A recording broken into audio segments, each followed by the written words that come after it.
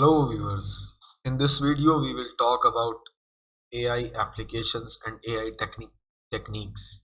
अब AI की techniques हमारे पास हैं। सबसे पहली टेक्निक जिसकी हम बात करने जा रहे हैं वो है कंप्यूटर विजन। कंप्यूटर विजन क्या है? कंप्यूटर विजन के अंदर हमारे पास इमेज प्रोसेसिंग आ जाती है, ऑब्जेक्ट रिकग्नाइजेशन आ जाती है, ऑब्जेक्ट डिटेक्शन आ जाती है, इमेज सेगमेंटेशन आ सकती है, ट्रैकिंग आ सकती है, फिर इमेज क्लासिफिकेशन के अंदर भी फेस रिकग्नाइजेशन आ सकती है। अब इमेज कंप्यूटर विजन के अंदर हमारे पास जो इमेज क्लासिफिकेशन है, इसमें हम डिटेक्ट करते हैं, हम अपनी इमेज को जो है वो एक जो है वो RGB कलर्स में डिवाइड होती है, जैसे कि हमने पहले बात की थी इमेज प्रोसेसिंग के अंदर या कंप्यूटर विजन के अंदर अपने पिछले लेक्चर्स में, कि इमेज पिक्सल्स में डिवाइड होती है और उसके ज़रिए से जो है वो उस उन पिक्सल्स के कुछ खास नंबर होते हैं, जैसे 255 करके नंबर्स होते हैं। अब उन नंबर्स के बीच जो है वो, उन कलर्स के बीच जो है वो पिक्चर जो है आइडेंटिफाई होती है, उनके कुछ जो है वो उनको नंबर्स को डिटेक्ट करके उनके फीचर्स को आइडेंटिफाई कर कर इस तरह से जो है वो हमारा न्यूरल नेटवर्क या जो है वो हमारी डीप लर्निंग के थ्रू जो है वो हम उस इमेज को रिकग्नाइज कर पाते हैं। ऑब्जेक्ट डिटेक्शन भी इसी की एक एप्लीकेशन है, जैसे कि हम सेल्फ ड्राइविंग कार में इस्तेमाल करते हैं कि ऑब्जेक्ट डिटेक्ट कर पाते हैं हम कि ऑब्जेक्ट जो है वो ये कौन सा है, आया ये कार है या नहीं है। अब अगर हम जो है वो कार को डिटेक्ट करना चाह रहे हैं तो ऑब्जेक्ट डिटेक्शन के थ्रू डिटेक्ट करेंगे कि ये क्या चीज़ है। अब हमारे पास एक और एग्जांपल आ जाती है NLP, natural processing language. Natural processing language यानी कि हमारी आम जबान, हमारे आम जुमले, हमारी आम कही हुई सेंटेंसेस, हमारी चैट्स, उन सब को जो है वो मशीन उन आम लफ्ज़ों को, आम चीज़ों को समझना शुरू कर दे कि हमारी कहने का मकसद क्या है, हम कहना क्या चाह रहे हैं, और उस हिसाब से हमें रिप्लाई करना शुरू कर दे। मतलब ये कि अब हमारे पास फ़र्ज़ करें जीमेल के अंदर हमारे पास जो मेल आती हैं वो ख़ुद ब ख़ुद जो है वो प्रमोशंस वाली मेल प्रमोशंस में चली जाती हैं, और बाकी मेल्स हमारी स्पैम मेल्स ऑटोमेटिकली स्पैम हो जाती हैं, और कौन सी नॉन स्पैम है वो हमारे पास आ जाती हैं। ये टेक्स्ट क्लासिफिकेशन के ज़रिए से पॉसिबल है।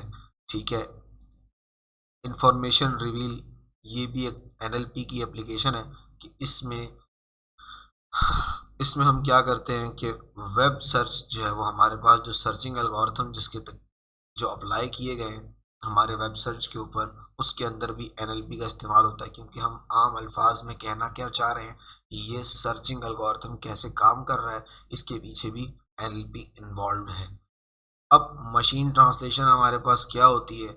नेम एंटिटी रिकग्नाइजेशन, मतलब ये कि ये क्या है, क्या जुमला है, क्या कहना चाह रहा है, इस सब को समझना भी हमारे पास क्या कहलाता है, NLP के अंदर आता है। मशीन ट्रांसलेशन ये कि मैं एक जुमला जो है वो चाइनीज़ में कह रहा हूँ, वो उसको इंग्लिश में ट्रांसलेट कैसे कर रहा है, ये मशीन ट्रांसलेशन है, ये भी NLP के अंदर आती है। पार्ट्स ऑफ स्पीच टैगिंग है, मतलब ये कि एक सेंटेंस मैंने बोला दिस इज़ अ कैट, इसमें नाउन कौन सा है, प्रीपोजिशन कौन सा है, वर्ब कौन सा है, इन सब को डिटेक्ट कर लेना, ये भी NLP के अंदर आता है। मशीन हमारी ग्रामर को समझे। स्पीच रिकग्नाइजेशन भी इसकी एक एग्जांपल है कि इसमें स्पीच हम बोलते हैं और वो जो है वो रिकग्नाइज होकर टेक्स्ट में बदल जाता है, और इसमें ट्रिगर होता है कि ट्रिगर हम किस तरह से करते हैं स्पीकर को।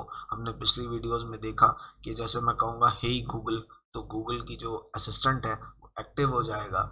इस तरह से बहुत सारी चीज़ें जो है वो हम जो है स्पीच रिकग्नाइजेशन के ज़रिए से करते हैं, और ये भी NLP की एप्लीकेशन है। NLP की एक एप्लीकेशन ऐसे भी हम बना सकते हैं कि हमारे पास जो बहुत सारी बुक्स हैं वो इंग्लिश में अवेलेबल है, उनको ना कि वर्ड बाय वर्ड ट्रांसलेट किया जाए, अगर NLP को प्रोवाइड किया जाए, NLP के ज़रिए से बुक्स को ट्रांसलेट किया जाए, तो विद इन जो है वो और मैनी बुक्स जो है हम ट्रांसलेट कर पाएंगे अपनी लैंग्वेज में। अब जो भी लैंग्वेज हमें चाहिए हो, हम चाहें सिंधी में, पंजाबी में, किसी में भी कन्वर्ट करना चाहें, हम NLP के थ्रू कर सकते हैं। अब इसके बाद हमारे पास आ जाती है रोबोटिक्स। रोबोटिक्स का नाम सुनकर सबसे पहले AI का नाम अगर हम लेते हैं तो हमारे पास सबसे पहले हमारे ध्यान में आती है रोबोटिक्स। रोबोटिक्स में क्या होता है, सबसे ज़्यादा वैसे कहा जाए या देखा जाए तो ओल्ड AI में ये रोबोटिक्स पे ही काम करती थी और रोबोटिक्स में हार्डवेयर रिलेटेड काम होता था, पर एआई अब प्रिसाइज्ड हो चुकी है। हम इसको हार्डवेयर से अलावा भी हम अपनी एप्लीकेशंस में भी इम्प्लीमेंट कर रहे हैं एआई। तो रोबोटिक भी एक एआई की एप्लीकेशन है। अब जनरल मशीन लर्निंग की जब हम बात करते हैं तो यहाँ पर हमारे पास जनरल मशीन लर्निंग में दो तरह का डेटा अवेलेबल होता है, स्ट्रक्चर्ड डेटा और अनस्ट्रक्चर्ड डेटा। स्ट्रक्चर्ड डेटा को हमने देखा था, जिसकी एग्जांपल्स हमने देखी थी, जो टेबुलर फॉर्म में हमें डेटा अवेलेबल होता है वो स्ट्रक्चर्ड डेटा होता है। और अनस्ट्रक्चर्ड डेटा हमारे पास वॉइस हो सकती है, ऑडियो हो सकता है, वीडियो हो सकती है, या जो है वो इमेजेस की फॉर्म में हो सकता है। ये अनस्ट्रक्चर्ड डेटा कहलाता है। सुपरवाइज्ड लर्निंग की हमने पिछले जितने भी लेक्चर्स गुजरे हैं एग्जांपल्स देखी हैं हमने सुपरवाइज्ड लर्निंग की। सुपरवाइज्ड लर्निंग में हमारे पास लेबल डेटा अवेलेबल होता है, इसमें हम ए टू बी मैपिंग करते हैं और इसके ज़रिए से जो है वो अपने रिजल्ट्स को प्रिडिक्ट कर पाते हैं। अनसुपरवाइज्ड लर्निंग और सुपरवाइज्ड लर्निंग में ये फ़र्क है कि सुपरवाइज्ड लर्निंग में हमारे पास लेबल्ड डेटा होता है और अनसुपरवाइज्ड लर्निंग में हमारे पास अनलेबल्ड डेटा होता है।